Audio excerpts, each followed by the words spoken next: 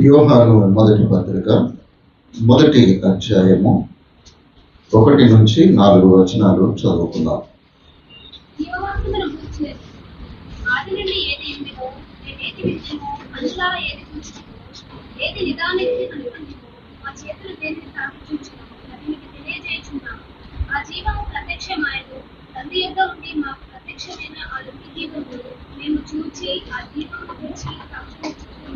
దానిని మీకు తెలియపరుచుచున్నాము. మాతో కూడా మీకు సహవాసం కలుగునని మేము చూసిన దానిని విన్నదాన్ని మీకు తెలియజేయుచున్నాము. మన సహవాసం అయితే తండ్రితో కూడాను ఆయన కుమారుడైన యేసుక్రీస్తుతో కూడాను ఉన్నది. మన సంతోషము పరిపూర్ణమగుటకై ఏమి సమస్యలను కాయచున్నాము. ప్రార్థన చేసుకుందాం. మహోన్నతుడా, కృప కలిగిన దేవా, నీకే స్తోత్రము తండ్రి. మీ పరిశుద్ధ లేఖనములలోని గొప్ప విషయములను మేము అర్థం చేసుకున్నట్లు మా హృదయ నేత్రములను తెరవుమని మా ప్రభు అయిన యేసుక్రీస్తు ద్వారా వేడుకుంటున్నాము తండ్రి. ఆమేన్. క్రీస్తునందు ప్రియులారా, దేవుని మహా కృపను బట్టి, దేవుడిచ్చినటువంటి మంచి పరిశుద్ధ దినమును బట్టి దేవునికి వందనాలు చెల్లిస్తూ కూడి వచ్చిన మీ అందరికీ ఈ పరిశుద్ధ దిన శుభములు, ఆశీర్వాదములు తెలియజేస్తూ ఉంటున్నాను.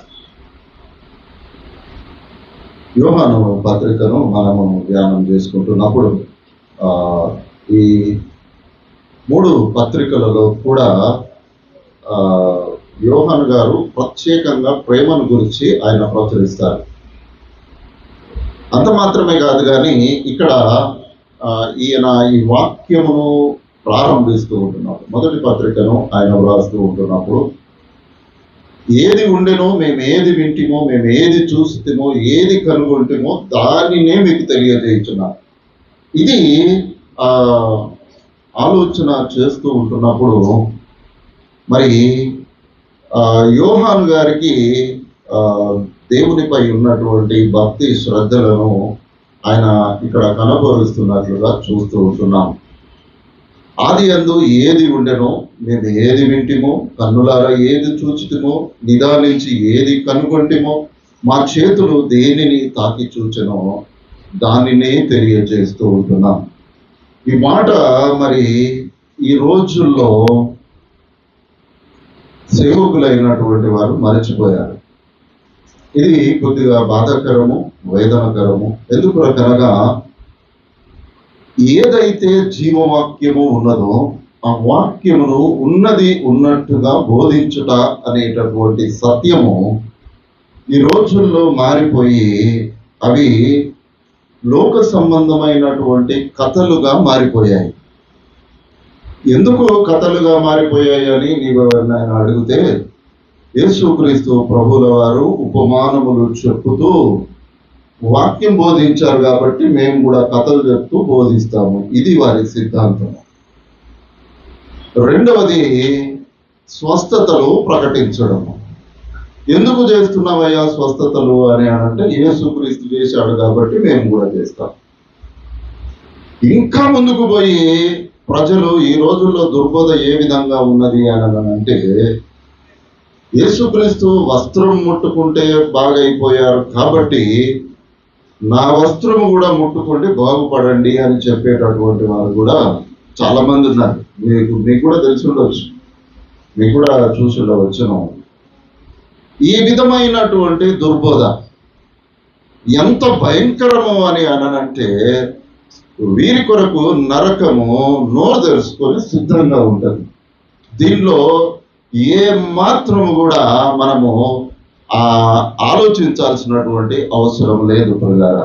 ఈ లోకంలో ఒక దుర్బోధ చెప్పో, లేకపోతే ఒక కథలు చెప్పో, లేదు అని అంటే ఏదో స్వస్థతలు ప్రకటించో, లేకపోతే తనకు ప్రకటింపబడినటువంటి ప్రవచనములు పలుకుతూ మనుష్యులను ఆకర్షించి వారి వలన ధనము సంపాదించుకునేటటువంటి వారు లోకములో బహుగా బయలుదేరి ఉన్నారు. వీరి కొరకు సిద్ధపరిచినటువంటి స్థితి దేవుడు మరి బహు భయంకరమైనటువంటిదిగా ఉంటున్నది అనేటటువంటి సత్యం. ఇవన్నీ నేను ఎందుకు చెప్తున్నాను అని అంటే, యోహాను గారు మాట్లాడుతున్నటువంటి మాట ఏది ఉన్నదో మేము ఏది విన్నామో, ఏది చూసామో, మేము ఏదైతే కనుగొన్నామో, మా చేతులు దేనినైతే తాకి చూచినో అది మాత్రమే మేము బోధిస్తున్నాం, ఇంకొకటి లేదు మా జీవితంలో. ఇది యోహాను గారు ఇక్కడ మాట్లాడుతున్నటువంటి మాట ప్రియులారా. ఇది ఈ రోజుల్లో మాయమైపోయి ఈ సువార్త ప్రకాశము కాస్త ఒక దుర్బోధగా మారి అనేకులను తన వైపు తిప్పుకోవాలి అనేటటువంటి ఒక దురాలోచన అయితే, రెండవది ఏమిటి అనంటే మనుష్యులు మహిమపరచబడేటటువంటి దరిద్రతకు ఈనాటి సువార్థికులు, బోధకులు సిద్ధపడినట్లుగా చూస్తాము. ఎందుకు రకాలంటే ఒక శరీర స్వస్థత లేకపోతే ఆత్మీయ స్వస్థత కలగాలి అని నీవు అనుకున్నప్పుడు, నా సొంత రక్షకుడు అని యేసుక్రీస్తును నీవు నీ నోటితో ఒప్పుకున్నప్పుడు నీవు రక్షింపబడతావు. నీకు రక్షింపే ఆలోచన కలిగినప్పుడు నీవు బాప్తిస్మము పొంది పరిశుద్ధాత్మ అనే వరమును నీవు అనుభవిస్తావు. తద్వారా నీవు ఈ క్రీస్తు ప్రభువు యొక్క శరీర రక్తంలో నీవు పాలుపంపులు పొందుకుంటావు. కాబట్టి నీ కొరకు దేవుడు ప్రత్యేక స్థలమును సిద్ధపరిచి ఉన్నాడు. ఇది మనము ఆలోచించాల్సినటువంటి విషయము. కానీ మనుషులు ఏ మహిమ అయితే దేవునికి కలగాలో ఆ మహిమ దేవునికి కలగకుండా తమకు ఆపాదించుకునేటటువంటి స్థితి కలిగింది. ఎందుకో తెలుసా? నేను ఎందుకు ఈ మాట అంటున్నాను అని అంటే, అక్కడికి ఆ సేవకుని దగ్గరికి పోతే మనం మంచిగా అవుతాం. ఇది ఎవరికి మహిమ కలుగజేస్తున్నాం? మనము మనిషికి మహిమ కలుగజేస్తున్నాము. దేవుడు ఎక్కడున్నాడయ్యా? ఎక్కడున్నాడు దేవుడు? సర్వాంతర్యామి అయినటువంటి దేవుడు. ఆయన ఏకకాలంలో ఎక్కడైనా ఉండగలిగినటువంటి దేవుడు. మనము ఆలోచన చేస్తూ, మనము మాట్లాడుతూ ఉంటున్నప్పుడు, మనము ప్రార్థన చేస్తున్నప్పుడు మన గదిలో ఉంటాడు. మనము సంఘంగా కూడి ప్రార్థన చేస్తున్నప్పుడు మన మధ్యలో ఉంటాడు. ఉపవాస కూడికలో మనము నలుగురంగా కూడి ప్రార్థన చేస్తున్నప్పుడు మనతో ఉంటాడు. మన దేశము కాకుండా ఇంకో దేశంలో ఒక కూడిక జరుగుతుంటున్నప్పుడు అక్కడ కూడా ఆయన ఉంటాడు. ఏకకాలంలో ప్రత్యక్ష కలిగించుకునేటటువంటి గొప్ప దేవుడు, సర్వాంతర్యామి అయినటువంటి ఆ తేజోమయుడైనటువంటి దేవునికి కలగాల్సినటువంటి మహిమ మానవులు తమకు ఆపాదించుకుంటున్నారు. ఇది ఒక భయంకరమైనటువంటి స్థితి అనేటటువంటిది జ్ఞాపకం చేయవాలి. ఇది ఏ విధంగా కలుగుతుందయ్యా? ఏ విధంగా కలుగుతుంది చెప్పండి? ఆయనంతటా ఆయన చెప్పుకుంటున్నాడా? మనుష్యులు, విశ్వాసులు అనేటటువంటి వారు తమ తల్లి సంఘమును విడిచి పరుగెత్తడం మూలాన వారికి అది కలుగుతూ ఉంటున్నది. అంతే తప్ప ఏమీ కలగడం లేదు. ఎవరైనా అన్యజనులను ఎక్కడైనా రక్షించారా? ఒక అన్యజనుని యొద్దకు పోయి సువార్తను ప్రకటించి వారిని తీసుకొని వచ్చి వారికి బాప్తిస్మం ఇచ్చి వారిని రక్షించారా? లేదే. ఒక మందిరంలో ఉన్నవాడు ఇంకో మందిరంలో ఉండడంలో కలిగేటటువంటి లాభం ఏమిటి? ఏం లాభము కలుగుతుంది? ఏదైనా ఉందా? కాబట్టి ఇక్కడ యోహాను గారు వ్రాస్తున్నటువంటి మాట, మేము విన్నది, మేము చూచినది, మేము కనుగొన్నది, మేము తాకి చూచినది ఏదైతే ఉందో ఆ ప్రత్యక్షతనే, ఆ జీవము యొక్క ప్రత్యక్షతను మేము అనుభవించి దానిని మాత్రమే మేము ప్రకటిస్తున్నాము అనేటటువంటిది ఇక్కడ యోహాను గారు జ్ఞాపకం చేస్తున్నట్లుగా మనము చూస్తూ ఉంటున్నాం. కాబట్టి ప్రియమైన దేవుని బిడ్డలారా, మనకు తెలియనటువంటి వారు, నీవు ఏ ఆత్మనైతే నీకు తెలియదు వారి విషయంలో నీవు బహు జాగ్రత్తగా ఉండమని యోహాను గారు ఇదే పత్రికల్లో ఆయన ప్రకటిస్తాడు. నీకు తెలియనటువంటి ఆత్మను నీవు నమ్మకు అని ప్రకటిస్తాడు. ఎందుకో తెలుసా? వారు ఎటువంటి వారో నీకు తెలియదు. వారి హస్తము నీ తల మీద పెట్టినప్పుడు వారి పాపములు సహా నీ మీదకి వస్తాయి అనేటటువంటిది కూడా జ్ఞాపకం చేసుకోవాలి. అందుకని నీవున్నటువంటి సంఘంలో నీ సేవకుని గురించి నీకు సంపూర్ణముగా తెలుసు కాబట్టి నీకు బాధ లేదు. కానీ నీకు తెలియనటువంటి ఆత్మ విషయంలో నీవు జాగ్రత్తగా ఉండాలి. ఎందుకనంటే నీవు కన్నులారా చూడలేదు, నీవు వినలేదు, నీకు అర్థము కాదు. అయినప్పటికీ ఎవరో చెప్పినటువంటి దానిని బట్టి మనము అక్కడికి వెళ్ళి లేని పాపాన్ని మన జీవితంలోనికి తెచ్చుకునేటటువంటి స్థితి ఈ రోజుల్లో ఉన్నది అనేటటువంటి సత్యాన్ని జ్ఞాపకం చేయబడుతున్నాం. ఇంకా భయంకరమైన స్థితి ఏం తెలుసా? ఈ మధ్య కాలంలో బయలుదేరినటువంటి వారు జెహోవా విట్నెస్, వీరు సబ్బాతు దినమును పాటించమని వీరు ప్రకటించేవారుగా ఉంటున్నారు.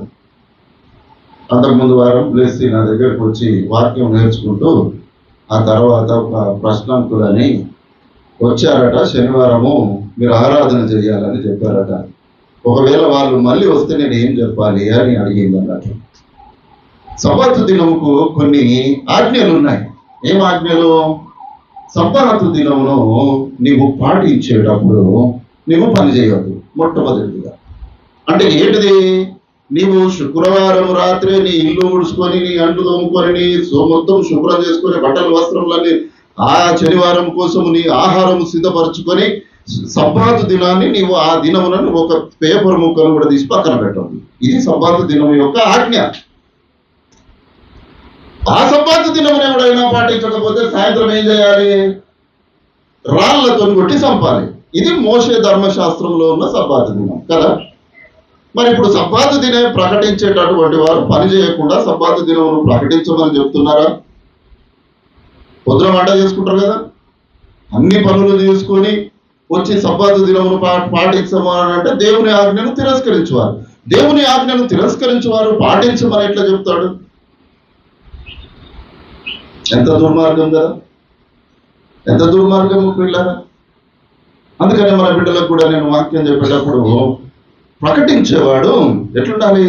పాటించేవాడై ఉండాలి. నాయకుడు అని నీవు సంఘములో అనబడ్డప్పుడు నీవు ముందు ప్రవర్తించేవాడవుగా ఉండాలి. అంటే సంఘానికి నీవు మాదిరిగా ఉండాలి. నిన్ను చూసి సంఘము భయపడాలి, నీ నుండి నేర్చుకోవాలి కదా.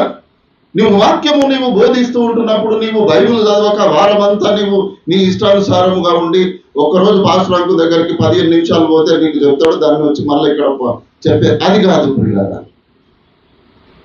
నీవు ప్రవర్తించకపోతే, నీవు పాటించకపోతే నీవు చెప్పేటటువంటి అధికారము నీకు లేదు. సంఘంలో నీవు చేయగలిగినటువంటి సమస్తము నీవు చేస్తూ నీవు ఎదుటి వారికి చెప్పాలి. ఎందుకొరకు అని అంటే నీవు చేస్తున్నావు కాబట్టి నీవు చెప్పగలిగేటటువంటి ధైర్యం ఉంటుంది. నీవు ప్రవర్తించక నీవు ఎదుటి వారికి పాటించమని చెప్తే ఏం చేస్తారు? పోరా పో అని అంటారు. ఇంకా అంతకంటే ఎక్కువ కూడా అంటారు. ఎందుకొరకు అని అంటే మనము పాటించము, మనము ప్రవర్తించమని చెప్పే అధికారము మనకు లేదు ప్రియులారా, ప్రియమైన దేవుని బిడ్డలారా. అందుకోసమని ఇక్కడ ఏదైతే ఉందో, ఏ ప్రత్యక్షతనైతే వారు అనుభవించారో, ఏదైతే వారు చూశారో దానిని మాత్రమే ప్రకటిస్తున్నాం. ఇంకొకటి మా జీవితములలో లేదు, ప్రకటించడానికి అవసరం లేదు. అందుకే ఆ యోహాను సువార్తలో ఆయన మొదటిగా అంటాడు, ఆది యందు వాక్యముండెను, వాక్యము దేవుని యొద్ద నుండెను, వాక్యము దేవుడై ఉండెను, ఆయన ఆది యందు దేవుని యొద్ద నుండెను, సమస్తమును ఆయన మూలముగా కలిగి ఉన్నదేది ఆయన లేకుండా కలగలేదు కదా. ఆయనలో జీవం ఉండెను, ఆ జీవం ఏమై ఉందట? మనుష్యులకు వెలుగై ఉన్నది. అందుకోసమని ఈ వెలుగై ఉన్నటువంటి సత్యాన్ని మరలా ఆయన ఆ మొదటి పత్రలోనికి వచ్చేసరికి మేము ఏదైతే చూసామో, ఏదైతే మేము విన్నామో, ఏదైతే ప్రత్యక్షతన మేము అనుభవించామో దానిని మాత్రమే మేము ప్రకటిస్తున్నాము. ఆది యందు ఏది ఉన్నదయ్యా? ఆది యందు వాక్యముండెను, వాక్యము దేవుని యొద్ద ఉండెను, వాక్యము దేవుడై ఉండెను. ఆ దేవునినే మేము ప్రకటిస్తున్నాము అనేటటువంటిది ఇక్కడ చెప్పబడుతున్నట్లుగా చూస్తూ ఉంటున్నాం. కాబట్టి ప్రియమైన దేవుని బిడ్డలారా, మనము మన జీవిత విధానంలో మన వ్యక్తిగతంగా మన ఆలోచనలు, మనం వేరు తలంపులు కలిగినటువంటి మనుషులము, అందరము ఏక మనస్సు కలిగినటువంటి వారము కాము. కానీ క్రీస్తులో మనమందరము ఏకమై ఉన్నాం. క్రీస్తులో మనమందరము ఏకమై ఉన్నాము.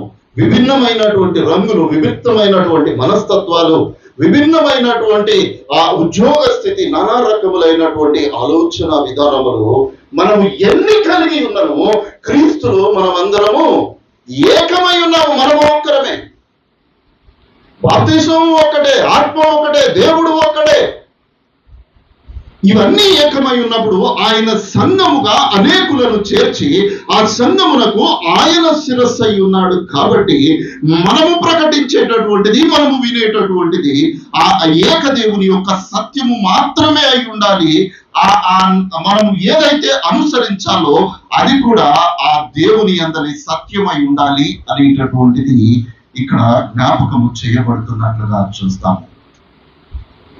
యోహాను 1 యోహాను పత్రిక 2వ అధ్యాయము 24వ వచనం. అయితే మీరు మొదటి నుండి దేనిని వింటిరో అది మీలో నిలువనీయుడి. మీరు మొదటి నుండి వినినదై మీలో నిలిచిన యెడల మీరు కూడా కుమారుని యందును తండ్రి యందును నిలుదురు. కాబట్టి ఇక్కడ ఏమంటున్నాడు? మొదటి నుండి మీరు దేనిని వింటిరో అది మీలో నిలువనీయుడి. మొదటి నుండి మీరు వినినది మీలో నిలిచిన యెడల మీరు కూడా కుమారుని యందును తండ్రి యందును నిలిచి ఉందరు. పోయిన వారం కూడా ఇదే వాక్యం అనుకుంటా కదా, దరిదాపు. మనము తండ్రి కుమారుని యందు మనము నిలిచి ఉండాలి అని అనంటే మనము వినినటువంటిది జాగ్రత్తగా పాటించు వారమై ఉండాలి అనేటటువంటిది ఇక్కడ చెప్తున్నట్లుగా చూస్తాం. ఫిలిప్పీలకు రాసిన పత్రిక 4వ అధ్యాయము 9వ వచనము. మరియు మీరు నా వలన ఏమి నేర్చుకొని అంగీకరించితిరో, నా యందు నోటుగా ఏమి వింటిరో, ఏమి చూచితిరో అట్టి వాటిని చేయుడి. అప్పుడు సమాధానకర్తయగు దేవుడు మీకు తోడైయుండును. ఇక్కడ పౌలు గారు మరలా ఏం చెప్తున్నారు?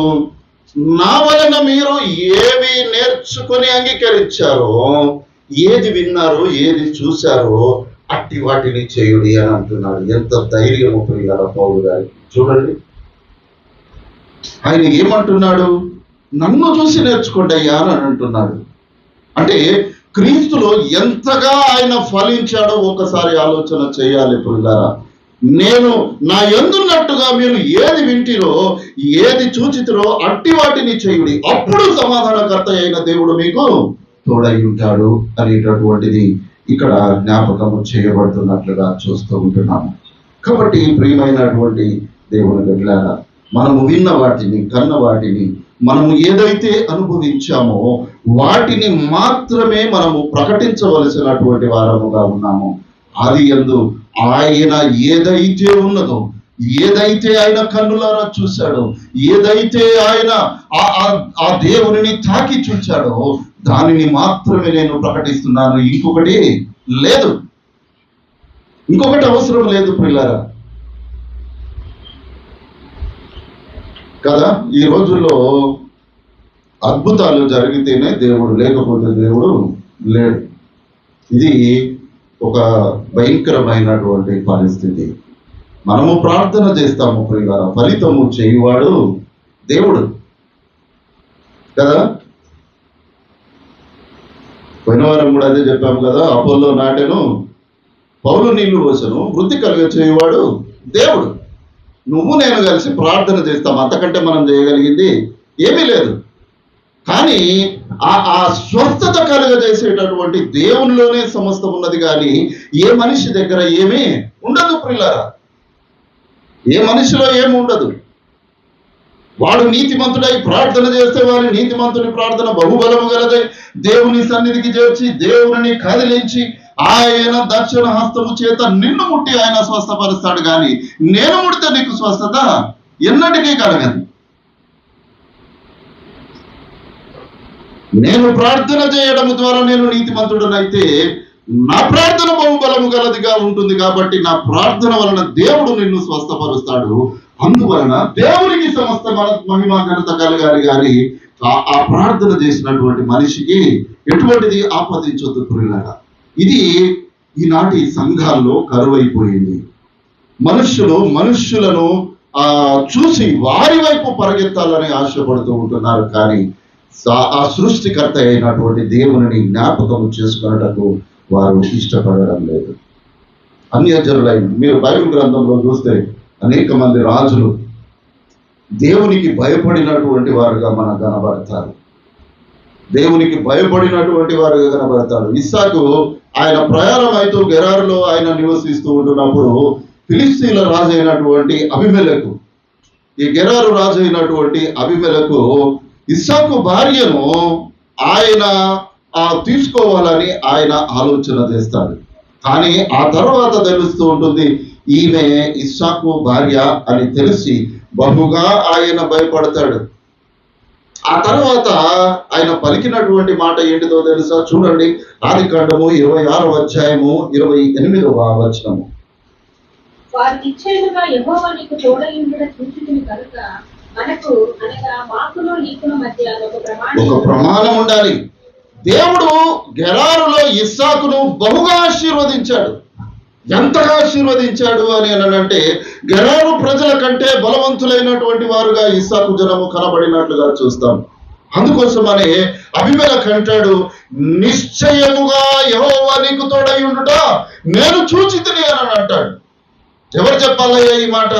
మన కుటుంబాన్ని చూసి, మన వ్యక్తిగత జీవితాన్ని చూసి, మన నడవడికను చూసి, మన ప్రవర్తనను చూసి, మన జీవిత విధానమును చూసి ఎవరు చెప్పాలి? ఒక క్రైస్తవుడు కాదు. మనల్ని ఒకవేళ నేను చనిపోతే అయ్యా అయ్యగారు మంచోడు అని చెప్పడం కాదు. ఎవరు చెప్పాలి? నీవు నడుస్తూ ఉంటున్నప్పుడే, నీవు జీవిత లెక్కలో ఉన్నప్పుడే నిశ్చయముగా ఇదిగో ఈ కుటుంబము ఆశీర్వదింపబడిన కుటుంబము, దేవుని చేత ఆశీర్వదింపబడిన కుటుంబము అని చెప్పే విధంగా మన ప్రవర్తన లోకములో కనబడాలి. ఇక్కడ ఇస్సాకును బట్టి అబీమెలెకు చెప్తూ ఉంటున్నాడు, ఒక అన్యుడైన ఆ ఫిలిష్తీయుల రాజు, యెహోవా నీకు తోడై ఉండుట నేను చూచితిని. అందునిమిత్తమే నీకు నాకు మధ్య ఒక ఒప్పందం ఉండాలి. ఎందుకంటే నీవు బలమైనటువంటి జనము, నీ దేవుడు నీకు తోడై ఉన్నాడు కాబట్టి ఒక నిబంధన చేసుకుందాం. మనం భయపడిపోయాడు. ఒక సాధారణమైనటువంటి ఇస్సాకును బట్టి ఒక రాజ్యాన్ని ఏలుతున్నటువంటి రాజు భయపడిపోయాడు. ఎందుకో తెలుసా? దేవుడు ఆయనకు తోడై ఉన్నాడు అనేటటువంటిది ఇక్కడ కనబడుతూ ఉంటుంది. అందుకే ఆయన అంటాడు, నేను కన్నులారా చూచితిని, నీ దేవుడు నీకు తోడై ఉండుట నేను కన్నులారా చూచితిని అని అంటాడు. కాబట్టి ప్రియమైనటువంటి దేవుని బిడ్డలారా, మనము ఏ విధంగా ఉన్నాము, మనము కన్న వాటిని, మనము విన్నటువంటి వాటిని, మన సంఘములో దేవుడు చేసినటువంటి అద్భుత కార్యములు ఏదైతే ఉందో దానిని మాత్రమే మనము ప్రకటించాలి. అంతకు మించి ఏది మాట్లాడకూడదు. మనకు అవసరం కూడా లేదు. సమస్త ఘనత మహిమ ప్రభావములు ఆ దేవునికి మాత్రమే చెల్లే విధంగా ఉండాలి అనేటటువంటి విషయాన్ని అక్కడ జ్ఞాపకం చేయబడుతున్నట్లుగా చూస్తూ ఉంటున్నాం. చూడండి ఇంకో మాట, యెహోషువ గ్రంథం 23వ అధ్యాయము 3వ వచనము.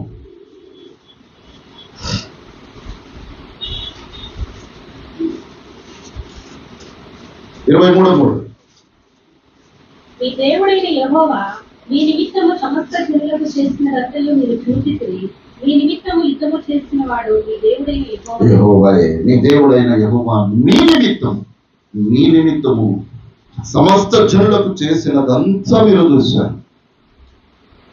కాబట్టి మీ నిమిత్తము యెహోషువ జీవితాన్ని అధ్యయనం చేయాలి అని అంటే ఒక జీవిత కాలము సరిపోతుందా? యెహోషువ గ్రంథంలో ఉన్నటువంటి ఆ 24 అధ్యాయాలు కాదు, కానీ యెహోషువ యొక్క ప్రయాణమును గురించి, ఆయన గురించి అనేక రీసెర్చ్ స్కాలర్స్ రాసినటువంటి బుక్స్ చదువుతూ ఉంటున్నప్పుడు యెహోషువ గురించి, ఒకవేళ ఒట్టి యెహోషువ గ్రంథం గురించి ధ్యానము చేయాలి అని అంటే ఒక జీవిత కాలము సరిపోదు.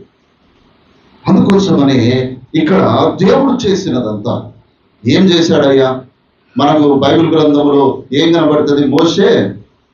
మోషేతో యెహోషువ నడిచాడు, యెహోషువకు దేవుడు అప్పగించమన్నాడు, అప్పగించాడు. ఇంతే కదా మనకు కనబడేది. యెహోషువ ఏం చేశాడయ్యా? యుద్ధాలు చేశాడు, ఆ తర్వాత తన ప్రజలకు స్వాస్థ్యం ఇచ్చాడు, తర్వాత చనిపోయాడు. ఇది యెహోషువ గ్రంథం కదా. ఆయన జీవిత సత్యాలు తెలుసుకోవాలి అని అంటే ఆయన ప్రయాణము, ఆయన ప్రార్థన, ఆయన విశ్వాసము, ఆయన దేవుని యందు కలిగినటువంటి భయభక్తులను మనము ధ్యానించడానికి మన జీవిత కాలము సరిపోదు పిల్లల. అందుకోసమే అంటాడు, మీ నిమిత్తము యుద్ధము చేసిన వాడు మీ దేవుడైనటువంటి యెహోవాయే. కాబట్టి ప్రియమైన దేవుని బిడ్డలారా, మన పక్షమున ఉన్నటువంటి వాడు బహుబలము కలిగిన వాడు, ఆయన ప్రేమ కలిగిన వాడు, మనల్ని నడిపించేటటువంటి దేవుడు. ఆయన విషయంలో మనము జాగ్రత్త కలిగినటువంటి వారముగా మనము ఉండాలి అనేటటువంటి విషయాన్ని దేవుడు మనకు జ్ఞాపకము చేస్తూ ఉంటున్నాడు. ఆ తర్వాత మనము జ్ఞాపకము చేసుకుంటున్నప్పుడు మనము నిదానించి దేనినైతే కనుగొంటామో, మనము చూసినటువంటి దాన్ని, మనము కనుగొన్నటువంటి దానిని మనము ప్రకటించే వారముగా మనం ఉండాలి. యోహాను సువార్త 1వ అధ్యాయము 14వ వచనములో ఒక మాట మనకు కనబడుతుంది. చూడండి.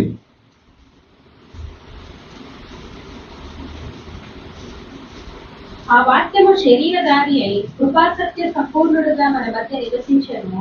తండ్రి వలన కలిగిన అద్వితీయ కుమారుని మహిమ వలె మనము ఆయన మహిమను కనుగొంటున్నాం. ఆయనను కాదు, ఆయన యొక్క మహిమను కనుగొంటుంది. ఈ మహిమ ఏ విధంగా ఉందో మనకు మోషేతో కనబడుతుంది కదా. దేవునితో 40 దినాలు ఆయన చేసినటువంటి సహవాసము, ఆయన మహిమ మోషే మీద ప్రతిఫలించడం మూలాన జనులు భయపడతారేమో అని మోషే ముసుగేసుకొని వచ్చాడట. అంటే ఎంత గొప్ప ప్రత్యక్షత పిల్లారా, ఎంత గొప్ప ప్రత్యక్షత. అందుకే ఆయన అంటాడు, ఆయన తండ్రి వలన కలిగిన అద్వితీయ కుమారుని మహిమ వలన మనము ఆ మహిమను కనుగొంటిని. ఏదైతే మహిమను కనుగొన్నామో ఆ మహిమని మనము ప్రకటిస్తున్నాము అనేటటువంటిది అక్కడ జ్ఞాపకము చేయబడుతున్నట్లుగా చూస్తూ ఉంటున్నాం. తర్వాత ఆ దేనిని మేము తాకి చూచితిమో అనేటటువంటి మాట మనకు తోమా వైపు మనల్ని నడిపిస్తుంటుంది. తోమా యోహాను సువార్త 20వ అధ్యాయము 27వ వచనంలో ఒకసారి మనం చదువుకుందాం. తరువాత తోమాను చూసి, నీవు నేను ఇటు చాచి నా చేతులు చూడుము, ఈ చెయ్యి చాచి నా ప్రక్కలో ఉంచి అవిశ్వాసివి కాక విశ్వాసివై ఉండుము, నీవు తాకి చూడుము, నేను ఏంటిదో తెలుస్తుంది. నేను చెప్పినటువంటి దానిని నీవు నమ్మలేదు అని అక్కడ చెబుతూ ఆ తర్వాత ఆయన అంటాడు, అందుకు తోమా అతనితో, నా ప్రభువా నా దేవా అని పలికినట్లుగా కనబడుతుంది. ఎప్పుడు? తాకి చూచిన తర్వాత. ఆ తర్వాత వచనాల్లో చూస్తే, చూసి నమ్మిన వారి కంటే చూడక నమ్మిన వాడు ధన్యుడు అని యేసుక్రీస్తు ప్రభుల వారు మరలా చెప్తారు కదా. కాబట్టి ఇక్కడ మా చేతులు దేనినైతే తాకి చూశాయో, మీకు తెలుసా తోమా జీవితం గురించి మీరు మద్రాసుకు వెళ్తే ఆయన అక్కడ చరిత్ర అంతా మీకు కనబడుతుంది. కానీ తోమా తనకు కలిగిన సమస్తము వదిలిపెట్టేశాడు. ఆయన యేసుక్రీస్తు ప్రయాణముతో చేసి ఆయన ప్రత్యక్షత ఆరోహణము చూసిన తర్వాత ఆయన తన ప్రజలను, తన స్వాస్థ్యమును సమస్తమును విడిచిపెట్టి ఆయన భారతదేశమునకు ప్రయాణమై వచ్చాడు. ఎంత బాధాకరము అని ఆయన క్రీస్తు శకము 52వ సంవత్సరములో ఆయన ఆ తమిళనాడు తీరముకు వచ్చి ఆయన సువార్తను ప్రకటించి తన జీవిత కాలాన్ని అక్కడే కోల్పోయాడు. మరలా తన ప్రజలను ఎవరిని చూడలేదు ఆయన. అయినప్పటికీ దేవుడు ఆయనతో అన్నటువంటి మాట, నువ్వు చూసి నమ్మావయ్యా, చూడక నమ్మిన వాడు ఇంకా ధన్యుడు అని తోమాతో చెప్పినప్పటికీ తోమా తన జీవిత కాలంలో మీరు సర్వలోకమునకు వెళ్ళి సర్వ సృష్టికి సువార్తను ప్రకటించుడి అనేటటువంటి మాటను ఆయన జ్ఞాపకం చేసుకొని ఆయన భారతదేశంలో మొట్టమొదటి సువార్థికుడుగా, మొట్టమొదటి హతసాక్షిగా ఆయన భారతదేశంలో మరణించినట్లుగా మనం చూస్తాం. సువార్త ఎవరో బ్రిటిష్ వాళ్ళు వీళ్ళు వచ్చి భారతదేశంలో ప్రకటించలేదు ప్రియులారా. క్రీస్తు ఆయన 33 సంవత్సరాల్లో చనిపోతే ఆ తర్వాత ఒక 18 సంవత్సరాలకే ఆయన ప్రయాణం అంతా చేసుకుని భారతదేశానికి వచ్చి ఎవరికి సువార్త ప్రకటించబడక ముందే భారతదేశంలో సువార్త ప్రకటించబడింది. ఎంత ధన్యకరమో ప్రియులారా. నేను దేవుని తాకి చూచానో అదే చెప్తున్నానయ్యా అని తన ప్రజలకు చెప్పి అనేకులను ఆయన తన శిష్యులుగా చేసుకొని ఒక గొప్ప సాక్షిగా ఆయన ఈ లోకంలో కనబడుతున్నట్లుగా మనం చూస్తాం. అయినప్పటికీ తన జీవిత కాలంలో తన ప్రియులను కానీ, తన కుటుంబాన్ని కానీ, తన రక్త సంబంధులను కానీ, తను విడిచిపెట్టినటువంటి అపోస్తలులను కానీ ఎవరిని జ్ఞాపకం చేసుకోలేదు. అప్పుడు ఫోన్ చేయడానికి లేదు, ఉత్తరం రాయడానికి లేదు, ఎక్కడ ఉన్నారో తెలియదు. ఏ అపోస్తలుడు ఏ ప్రాంతంలో ఏ దిగువలో సువార్త ప్రకటిస్తున్నారో కూడా ఆ 12 మంది అపోస్తలులకు తెలియదు. ప్రియులారా, వారు సువార్తను ప్రకటించడానికి వెళ్ళారు, అక్కడ చనిపోయారు, అక్కడే పాతి పెట్టబడ్డారు, అక్కడే వారి జీవితాన్ని ముగించుకొని వారు ఉన్నారు. అందుకే యోహాను అంటాడు, మేము దేన్ని చూసామో, ఏది కనుగొన్నామో, ఏది మాకు దేవుడు తెలియజేశాడో దాన్నే ప్రకటిస్తూ ఉంటున్నాము. అదే ప్రకటించారు. ఆ బీజమే ఈ రోజు బహుబలము గలదై ఈ సువార్త ప్రపంచమంతా ప్రకటించబడి ఒక గొప్ప దేవుని సైన్యముగా ఈ రోజు నిలువబడిందనే సత్యాన్ని మనము జ్ఞాపకం చేసుకోవాలి. ప్రియులారా, ప్రపంచమంతటా సువార్త ప్రకటించబడడానికి ఒక బలమైన పునాది వేసినటువంటి వారు ఆదిమ సంఘములో ఉన్నటువంటి అపోస్తలులు. అందులో ప్రముఖమైనటువంటి వాడు తోమా. మన భారతదేశంలో క్రీస్తు సువార్తను ఆయన దేన్నైతే తాకి చూశాడో అదే ప్రకటించాడు. ఆ బలమైనటువంటి పునాది ఈ రోజు బహుబలముగా ప్రకటించబడుతూ ఉంటుండగా దుర్బోధకులు ఆ సువార్తను నాశనము చేయడానికి ప్రయత్నము చేస్తున్నారు అనేటటువంటిది బాధాకరమైనటువంటి విషయము. ప్రియమైనటువంటి వాళ్ళారా, మనము ఏ విధంగా ఉన్నాము, మన జీవిత విధానంలో మనము ఏ విధంగా ఉంటున్నాము ఒక్కసారి ఈ ఉదయకాలము జ్ఞాపకం చేసుకుందాము.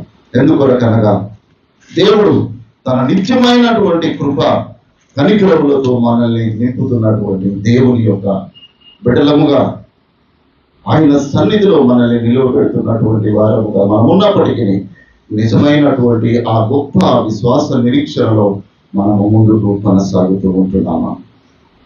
2వ వచనంలో అంటాడు, ఆ జీవము ప్రత్యక్షమయ్యను, తండ్రి యొద్ద నుండి మాకు ప్రత్యక్షమైనటువంటి ఆ నిత్య జీవమును మేము చూచి ఆ జీవము గురించి సాక్ష్యం ఇచ్చుచున్నాము అని అక్కడ చెప్తున్నట్లుగా మనము చూస్తూ ఉంటున్నాము.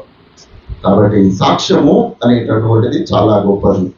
అందుకోసమనే దేవుడు మన జీవితంలో చేసిన ప్రతి చిన్న మేలును కూడా సంఘానికి సాక్ష్య రూపకంగా మనము చెప్పాలి. ఎందుకొరకనగా ఆ క్రీస్తు విషయమైనటువంటి అపోస్తలుడు మేము సాక్ష్యం ఇస్తున్నాము అని ఆ పలికినట్లుగా అక్కడ మనము చూస్తాము. అపోస్తలుల కార్యంలో ఆ భక్తుడు అంటాడు కదా, మీరు జీవాధిపతిని చంపితేని కానీ దేవుడు ఆయనను మృతులలో నుండి లేపెను, అందుకు మేము సాక్షులము అని 3వ అధ్యాయం 15వ వచనంలో అంటాడు. పౌలు గారి జీవితాన్ని నిజంగా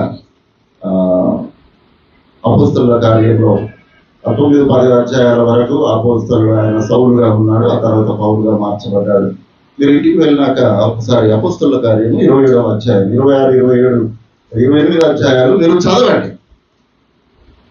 ఆయన ఒక బందీగా బంధింపబడి 276 మంది ఖైదీలతో పాటు ఆయన కూడా ఆ ఓడలో ప్రయాణం చేస్తూ ఉంటాడు.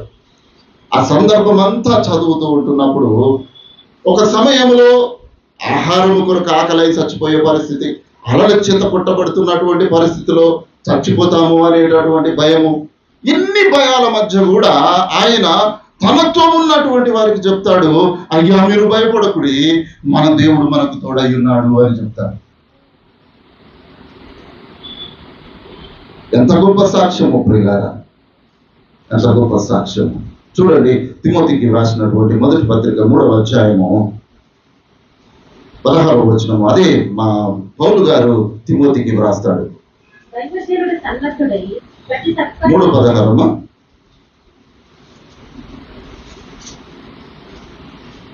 నిరాపేక్షముగా దైవభక్తిని కూర్చిన మర్మము గొప్పదై ఉన్నది. ఆయన శతనీయుడుగా ప్రత్యక్షుడాయను, ఆత్మ విషయముల నీతిపరుడని తీర్పునందెను, దేవదూతలకు కనబడిను, రక్షకుడని జనములలో ప్రకటింపబడిను, లోకమందు నమ్మబడిను, ఆరోపణై తేజోమయుడైను. నిరాపేక్షముగా దైవ భక్తి కూర్చిన మర్మము చాలా గొప్పది. ఆయన సశరీరుడుగా ప్రత్యక్షమాయను, నీతిపరుడుగా తీర్పు పొందెను, దేవదూతలకు మనుషులకు అనేకులకు తనను తాను ప్రత్యక్షపరుచుకున్నాడు, అందును బట్టి మేము ఆయనకు సాక్షులమై ఉన్నాము అనేటటువంటి ప్రకటన ఆయన చేస్తూ ఉన్నాడు. ఈరోజు మనము సాక్షులముగా మనం ఉన్నామా? క్రీస్తు సాక్షులముగా మనం ఉన్నామా? ఒక్కసారి మనల్ని మనము అంతరంగ పరిశీలన మనము చేసుకోవాలి. క్రీస్తు సన్నిధిలో నిలవబడము సంతోషకరమే, కానీ ఆయనకు సాక్షులముగా మనము నిలవబడగలుగుతూ ఉంటున్నామా? ఒక్కసారి జ్ఞాపకం చేసుకుందాము. 3వ వచనములో అంటాడు, మాతో కూడా మీకును సహవాసము కలిగినట్లు మేము చూచిన దానిని వినిన దానిని మీకును తెలియచేయుచున్నాము. మన సహవాసం అయితే తండ్రితో కూడాను ఆయన కుమారుడైన యేసు క్రీస్తుతో కూడా ఉన్నది అని అక్కడ చెప్తూ ఉన్నాడు. ఎవరితో ఉన్నదయ్యా మన సహవాసము? తండ్రితో ఉంది, కుమారునితో ఉంది, పరిశుద్ధాత్మతో మన సహవాసము ఉన్నది. కాబట్టి మనము జాగ్రత్త కలిగినటువంటి వారముగా మనము ఉండాలి. ఎందుకొరకు తెలుసా? మన ప్రభు అయిన యేసుక్రీస్తు అను తన కుమారుని సహవాసములకు మిమ్మును పిలిచిన దేవుడు నమ్మదగిన వాడు అని ఆ 1 కొరింథీ పత్రిక 3వ అధ్యాయం 1వ అధ్యాయము 9వ వచనంలో ఆయన పలుకుతున్నట్లుగా చూస్తాము. మనల్ని పిలిచినటువంటి దేవుడు నమ్మదగిన వాడు. ఆయన మనకు నిత్య జీవము కలుగజేసేవాడు. అందుకోసమనే ఆదిమ సంఘములో పేతురు అపోస్తలులందరూ ఏం చేశారు? మీరు అపోస్తలుల బోధ యందును, సహవాసమందును, రొట్టె విరుచుట యందును, ప్రార్థన యందును ఎట్లున్నారట? ఎడతెగక ఉన్నారు. ఇది ఎవరికైనా చెప్తే కోపం వస్తుంది కదా? నేను చెప్పడం లేదు. అపోస్తలుల కార్యం 2వ అధ్యాయం 42వ వచనం ఒకసారి గట్టిగా చదవండి. మీరు అపోస్తలుల బోధ యందును, సహవాసమందును, రొట్టె విరుచుట యందును, ప్రార్థన చేయుట యందును ఎడతెగక ఉండిరి. ఎడతెగక అంటే ఒక చైన్ ఏ విధంగా ఉంటుందో ఆ విధంగా వారు ప్రార్థన చేస్తూ ఉంటున్నారు. ప్రార్థనా సహవాసములో నిలవబడమని నేను అనేక సార్లు చెప్పాను. ఉద్యోగం చేసేవాళ్ళు కాదు, కానీ ఇంట్లో ఉన్నటువంటి వారు ఈ ప్రార్థనలో పాల్గొనాలి. దేవుడు అద్భుత కార్యాలను కావాలని కోరుకుంటాము, కానీ ప్రార్థన చేయడానికి మనకు నిర్లక్ష్యము ఉంటుంది ప్రియులారా. కానీ ఆదిమ అపోస్తలులు వారు ఏం చేశారు? వారు బోధ యందును, సహవాసమందును, రొట్టె విరుచుట యందును, ప్రార్థన యందును ఏది కూడా ఎక్కడ కూడా మిస్ కాకుండా వారు ఎడతెగక వారు ఉన్నారు. కాబట్టి వారు ఒక సఫలీకృతులైనటువంటి అపోస్తలులుగా వారు కనబడుతున్నట్లుగా చూస్తాం. కాబట్టి ప్రియమైనటువంటి దేవుని బిడ్డలారా, మనము ఏ విధంగా ఉన్నామో ఒక్కసారి ఈ ఉదయకాలము ఆలోచన చేద్దాము. ఎందుకొరకు అనగా మన సంతోషము పరిపూర్ణమవుటకు ఈ సంగతులు నేను రాయించున్నాను అని అంటాడు. మనము పరిపూర్ణము కావాలి, మన సంతోషము పరిపూర్ణము కావాలి. ఉన్నామా మనము సంతోషంగా? ఏదో ఒక బాధ కదా, ఇంట్లో ఏదో లోటు అనే బాధ, ఉద్యోగం లేదని బాధ, ఏదో భార్యతో గొడవ అని బాధ, భర్తతో గొడవ అని బాధ, లేకపోతే ఇంకా ఏదో బాధ. మనలో పరిపూర్ణమైనటువంటి సంతోషము కలిగిన వారం ఎవరైనా ఉన్నామా? దేవుడు అంటున్నాడు, మన సంతోషము పరిపూర్ణమవుటకే ఈ సంగతులు మేము రాస్తూ ఉంటున్నాము. మనము పరిపూర్ణులముగా క్రీస్తునందు మనము కనబడుతూ ఉంటున్నాము. ఒకసారి ఈ విషయాన్ని ఆలోచన చేయాలి. యోహాను సువార్త 16వ అధ్యాయము 24వ వచనము ఒకసారి చదువుకుందాం. మన ముగింపులోకి వచ్చేసారు. ఈ సంతోషము పరిపూర్ణమగునట్లు అడుగుడే మీకు దొరుకును. ఇది వరకు మీరు నా పేరట ఏమీ అడగలేదు, మీ సంతోషము పరిపూర్ణమగునట్లు ఇప్పుడు అడుగుడి. ఎప్పుడు అడగాలి? ఇప్పుడు అడుగుడి అని అంటే ఇప్పుడు అడుగుడు కాదు, కానీ ఎప్పుడు అడగాలి? ఎప్పుడు? మీరు సహవాసం అందును, రొట్టె విరుచుట యందును, అపోస్తలుల బోధ యందును, ప్రార్థన యందును ఎడతెగక మీరున్నప్పుడు అప్పుడు అడుగుడి. ఇప్పటి వరకు మీరు అడగలేదు, ఇప్పటి వరకు మీరు ఎడతెగక ఉన్నారు. కాబట్టి మీరు ఎడతెగక ఇప్పుడు ఉండండి. మీకు ఏది కావాలో అది అడుగుడి. మీ సంతోషం పరిపూర్ణమయ్యేటట్టు నేను చేస్తాను అని దేవుడు వాగ్దానం చేస్తాడు. దేవుడు వాక్యం చెప్పాడు, మీరు ఇంతవరకు ఏం అడగలేదు, ఇప్పుడు పోయి నేను ఇంటికి పోయి ఇయ్యాలని అంటే, ఈ మధ్యలో ఇంకొక దరిద్రమైన ఒక స్త్రీ బయలుదేరింది. ఎంత ఘోరము అని అంటే అంత దరిద్రం. నాకు ముందర కనబడితే ఉరేసి చంపేద్దాం అన్నంత కోపం వస్తున్నాయి. అంటే దుర్బోధ ఎంత భయంకరంగా ప్రబలుతున్నది అని అంటే అంత భయంకరంగా అపవాది క్రియలు లోకంలో బయలుదేరుతూ ఉంటున్నాయి. కాబట్టి జాగ్రత్తగా ఉండాలి ప్రియులారా. మనం ఎడతెగక ఉండాలి. సహవాసములో సంఘముగా, విశ్వాసమునందు, నిరీక్షణ యందు, ప్రార్థన యందు పట్టుదల కలిగిన వారముగా మనము ఉండాలి. మనము అప్పుడు అప్పుడు మీరు ఇంతవరకు ఏదైతే అడగలేదో అది అడగండి, దేవుడు మీకు ఇస్తాడు. ఎందుకు రకనగా నా బిడ్డలు పరిపూర్ణంగా ఉండాలని దేవుడు ఆశపడుతూ ఉంటున్నాడు. ఆ పరిపూర్ణత నీలో లేదా? ఇప్పుడు దేవుని సహవాసములో నీవు ఎడతెగక ఉండి నీవు ప్రార్థన చెయ్యి. దేవుడు ఆ సంపూర్ణత, పరిపూర్ణత నేను నీకు దయచేస్తాను అని దేవుడు సాధిస్తూ ఉంటున్నాడు. ఒక్క మాట చదువుకొని ముగించుకుందాము. హబక్కూకు గ్రంథము 3వ అధ్యాయము 18, 19 వచనాలు.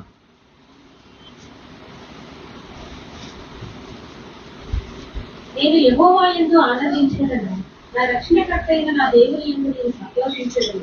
ప్రభువు యెహోవాయే నాకు బలము, ఆయన నా కాళ్ళను వేడి కాలవలె చేయును, ఉన్నత స్థలముల మీద ఆయన నన్ను నడవచేయును.